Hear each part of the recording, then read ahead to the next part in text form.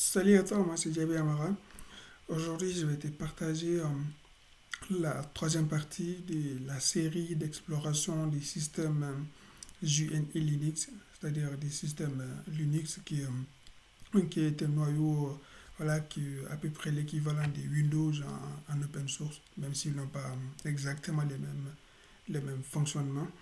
Euh, cette vidéo, je veux les partager en deux parties. La première partie, on va voir en théorie les différents blocs qu'on va étudier, qu'on va essayer de comprendre durant cette vidéo. Après, je vais prendre un terminal où on va faire une exploration des cinq parties qui a été présenté, voilà, de manière plus complète pour que ça te permet de continuer avec notre manière d'explorer un peu le système d'information, le système, pardon, Linux. Sans tarder, donc, il n'y aura pas de diapo, c'est juste cette page.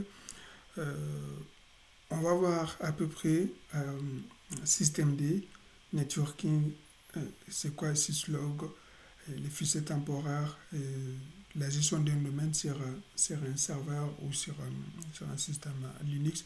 Pour Linux comme distribution, il y en a pas mal. Tu as Debian, tu as Ubuntu.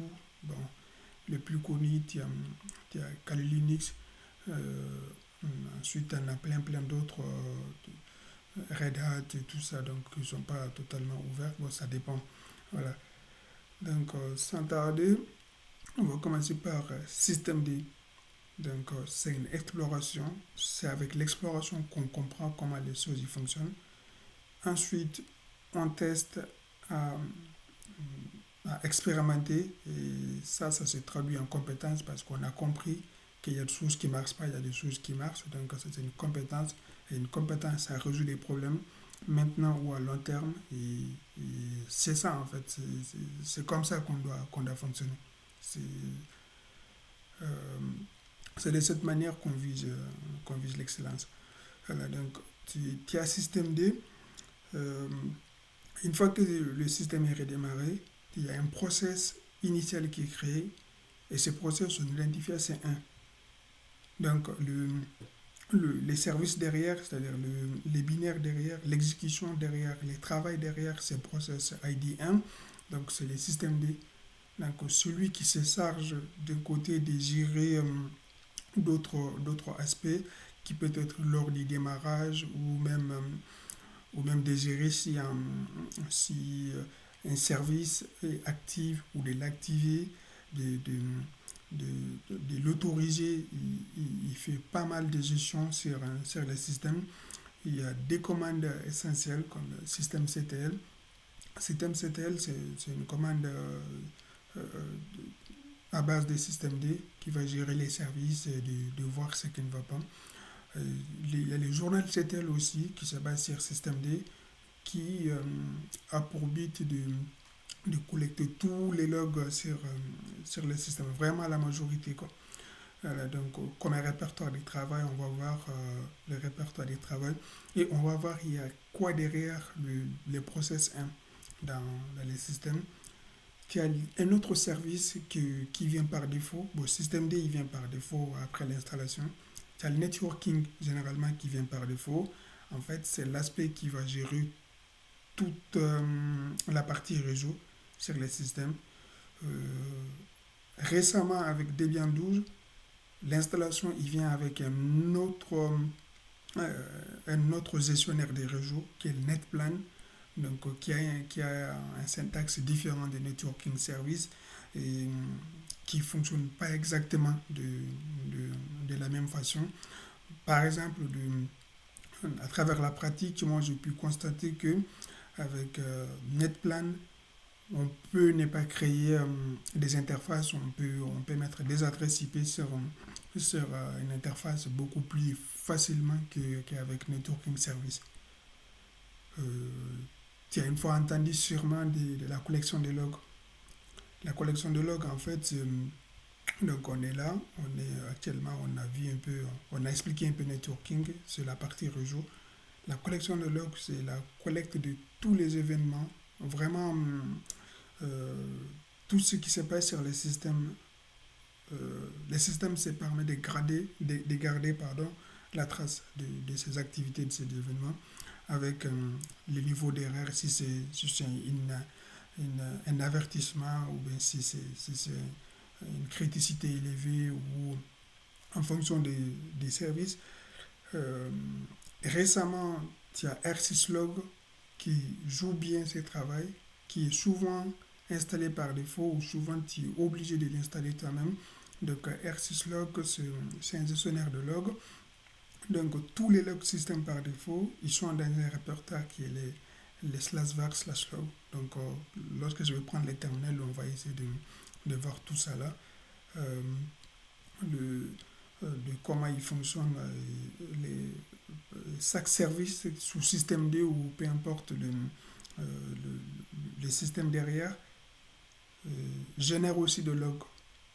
Donc, ce n'est pas obligatoirement que, ce n'est pas uniquement que système syslog dont les services ou les démons c'est système D. C'est R6log, pardon, je suis en train de confondre, c'est R6log. Donc, R6log D, c'est pas, c'est pas uniquement au niveau de ce point qu'on peut récupérer de logs. Les fichiers temporaires par défaut, donc les fichiers temporaires, c'est des fichiers qui vont disparaître avec le temps, soit lors d'un redémarrage, souvent il y a une durée, donc tout ce qui est dans le répertoire slash TPM, donc si tu mets une redirection vers slash TPM, c'est-à-dire que c'est des données qui sont vouées à être supprimées. On a aussi la gestion des noms de domaine. C'est-à-dire, si je fais google.com, derrière, il y a une adresse IP. Et Google, c'est le nom de domaine. Donc, comment tu peux gérer ces, euh, ces techniques basiques sur le serveur lui-même. euh, Tu peux installer des services comme les bindnef, les configurer, de faire tout ça toi-même. Mais par défaut, tu peux le mettre si c'est des configurations qui sont un peu statiques, qui ne sont pas très très variables en fait. Tu peux mettre bien sûr la traduction d'adresse IP vers nom de domaine vers adresse IP dans les répertoires etc host. Et je vais te montrer aussi un autre paramètre à prendre en compte qui est le etc slash etc resolve.conf. Voilà, il y a une petite information qui peut t'épargner des ennuis si ça arrive parce qu'il y a une information qui n'est pas mal à connaître au niveau de ce fichier-là. Mais pourquoi pas, si tu es connecté si tu es connecté à Internet, c'est un fournisseur, bon, les redirections, tu peux dire tu, leur, lors des traductions de nom de domaine, bah, tu fais la recherche, comment je le fais. Donc c'est là-bas que le fichier etc resolve.conf va rentrer en jeu. Donc on va faire une exploration de tout ça. Voilà, donc cette série, c'est de voir à peu près les informations qui peuvent t'apprendre à progresser avant de te lancer à faire des sudo nano, des ls. Donc ça, c'est des commandes qui peuvent être opérationnelles, mais il faut connaître aussi comment les choses fonctionnent. Et surtout, Linux, tout est fichier. Donc chaque fichier a une importance, c'est que le répertoire n'est pas là pour rien. Lors de l'installation, tu as plein d'informations qui sont là. Donc on essaie d'explorer on essaie d'explorer l'essentiel de toutes ces informations, même si évidemment on ne connaît pas tout sur les systèmes. Voilà, c'est open source. Moi personnellement, je ne connais pas tout. Donc j'essaie de te donner l'essentiel qui vont peut-être te permettre d'avancer plus rapidement. Voilà, donc parce que ta progression dépendra de ton énergie. Donc si je dis, ça te confirme une avancée. Donc voilà, c'est comme si il n'y a pas d'action derrière, c'est automatique. Donc on va passer rapidement, je vais faire un petit réglage, on va passer rapidement au terminal. Donc, alors, là, pardon, voilà. Voilà, donc ça, tu as un terminal. Donc, moi, je suis connecté actuellement à un serveur distant. Donc, je suis là actuellement. Bon, c'est de tout supprimer. Même si je suis connecté en route, c'est pas un problème. Voilà, bon. C'est pas une bonne manière de travail, de se mettre en route, mais bon, comme c'est une expérimentation, on verra. Donc, d'abord, système D, euh, les, les PDI que je te disais, avec l'ID M, donc si je mets ça avec un petit head, c'est-à-dire je vais lui dire de me donner qui est les 10 premières lignes de la sortie de cette commande. Donc, bon, voilà. Donc, pourquoi je mets head? En fait, ça donne tous les process qui sont actifs sur le système. Avec cette option-là, il va se limiter aux 10 premiers. Tu as vu, le PDI égale à 1. Donc, c'est le système D qui est derrière ces process-là. Alors, il t'a dit, les commandes, je prends ce qui, je le prends, c'est système D. Voilà, donc ça, c'est fait lors du démarrage du système. Après, celui qui s'occupe de faire énormément d'autres actions derrière, voilà, ces actions-là peuvent être provoquées et ces actions-là peuvent être effectuées aussi lors du démarrage du système. Comme provocation, par exemple, je pense que j'ai une base Postgre derrière ces serveurs. Bon, je vais voir un système CTL. Derrière, c'est avec système D. Bon, je vais juste voir les statiques. Voilà, donc il est géré par système D.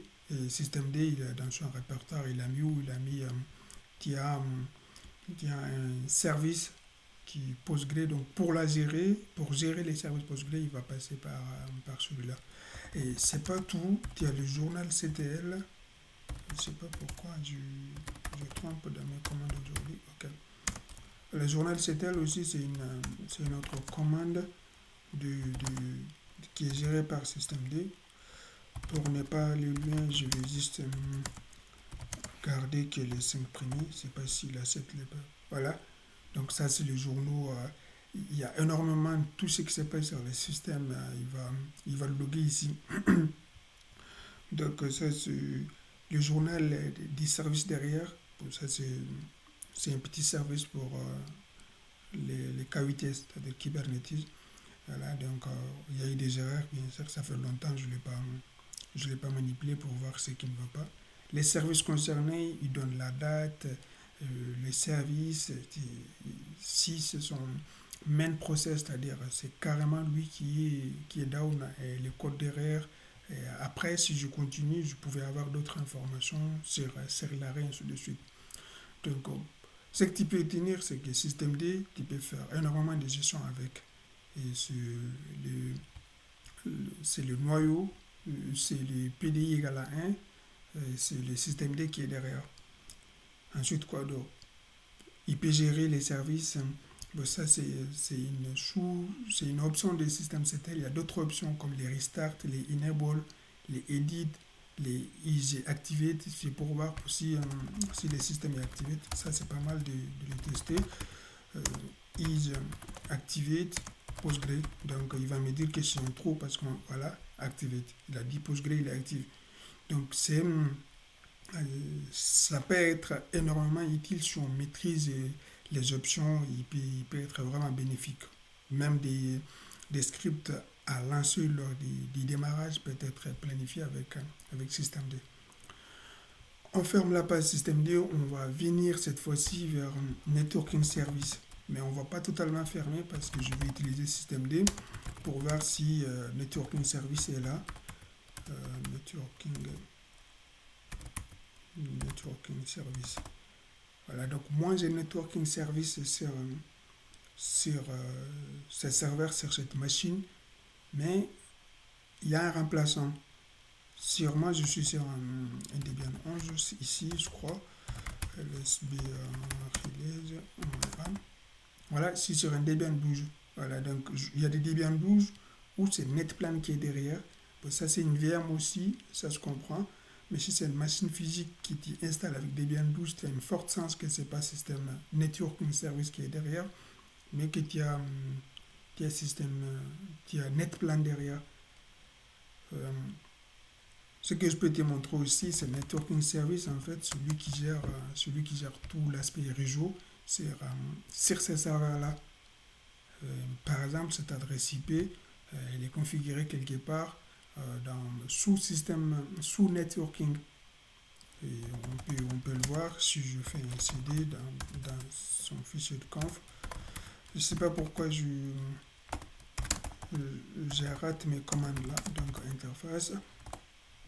Voilà, donc l'adresse IP qu'on vient de voir, ils sont tous là. Bon, ça c'est un peu dangereux quand même de montrer son IP, son IP public, mais bon, on le fait avec. C'est, euh, Ainsi de suite, bon, pour la collection de logs, tu as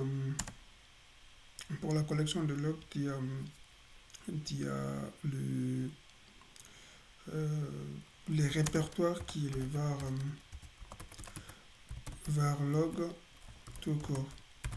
Voilà, donc tout ça, c'est les répertoires pour mettre le fichier de log et tout. Ensuite, si tu continues dans la gestion pour syslog, tout, tout le, les logs qui sont gérés par syslog, en fait, s'il y a rsyslogd qui est installé, donc c'est dans le var log. Après, tu dois avoir syslog quelque part, si je l'ai installé ici. Du package. Bon, sûrement, moi, je ne l'ai pas ici, mais je peux l'installer rapidement pour voir rsyslogd. Oui, c'est rsyslog tout court. Voilà, donc je l'accepte. Ok, pas de problème. Donc, si je fais ls, tu dois avoir syslog quelque part. Kernel log, voilà, il est là. Syslog. Donc, tous les logs sur les activités des services ils seront prochainement dans ce fichier-là. Il va être mis à jour comme les alternatives, le log, le point log, et ainsi de suite. Ensuite, il y a les fichiers temporaires. On va pas prendre trop de temps dessus. Les fichiers temporaires, c'est voilà, ces fichiers-là, c'est ces répertoires-là. Donc, toutes les informations dans ces répertoires sont vouées à être supprimées.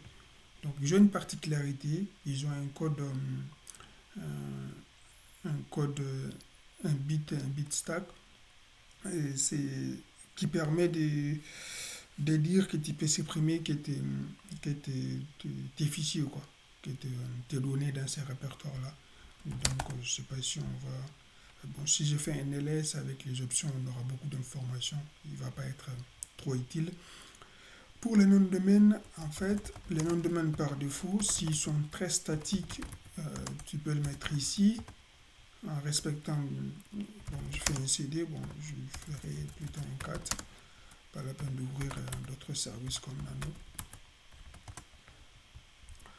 Voilà, tu pouvais faire des informations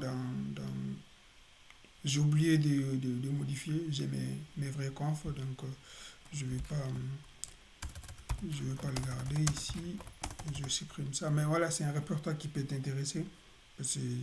Ça, c'est vraiment le cœur de mon réseau interne. Je vais pas, même si c'est des réseaux privés, mais ça peut permettre à la conception de l'archi réseau. Voilà, donc c'est pas quelque chose de très propre à montrer.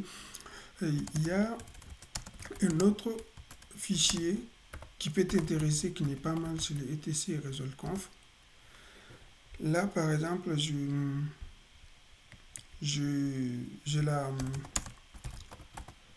ici, tu auras une option, de name server. Ce name server, en fait, par défaut, il est pointé sur cette adresse-là, 192.0.53. Par défaut, il est pointé vers cette adresse-là, en fait, c'est-à-dire il va chercher la sortie sur ton poste ou sur ton serveur. chose qui ne va pas trop t'intéresser. Donc, tu seras obligé de faire une rédaction vers l'IP de ton DNS. Si tu veux que ça parte sur Google, c'est 8888. Voilà, il y a d'autres adresses IP. Comment j'ai mes vrais comptes fichiers, je n'ai pas trop envie de les mettre en open comme ça. Voilà. Donc, même si c'est pas un vrai environnement, mais faut apprendre à faire des bonnes pratiques dans ce genre, dans ce genre de traitement-là. Donc, si tu veux encore faire d'autres DNS, tu as les bind nef. C'est c'est un DNS que tu peux, si tu vois que ton environnement c'est pas trop statique, tu auras des modifications à faire tout le temps.